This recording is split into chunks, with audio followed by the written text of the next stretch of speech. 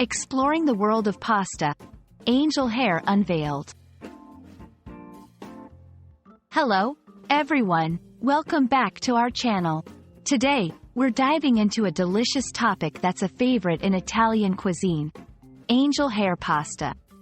We'll explore what it is, its unique characteristics, and some fun facts. So, let's unravel the mystery of this delightful pasta.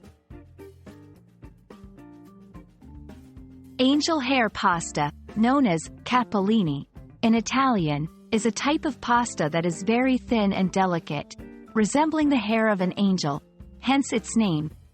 It's made from the same ingredients as most pastas: semolina, wheat, and water.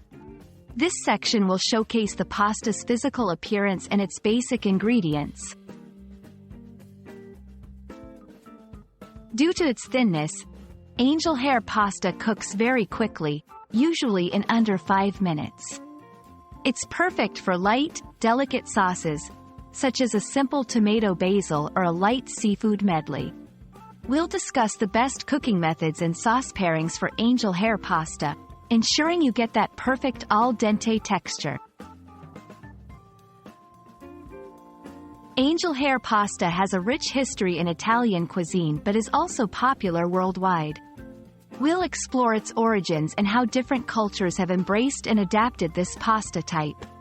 For instance, in some Asian cuisines, similar thin noodles are used in various dishes, showing the global influence of angel hair pasta. Health conscious? We've got you covered. This section will provide a brief overview of the nutritional value of angel hair pasta, including its calorie content, potential gluten-free options, and how it fits into various diets. Lastly, we'll share some creative and easy recipes that highlight the versatility of angel hair pasta. From traditional Italian dishes to modern fusions, you'll learn how to incorporate this pasta into your cooking repertoire.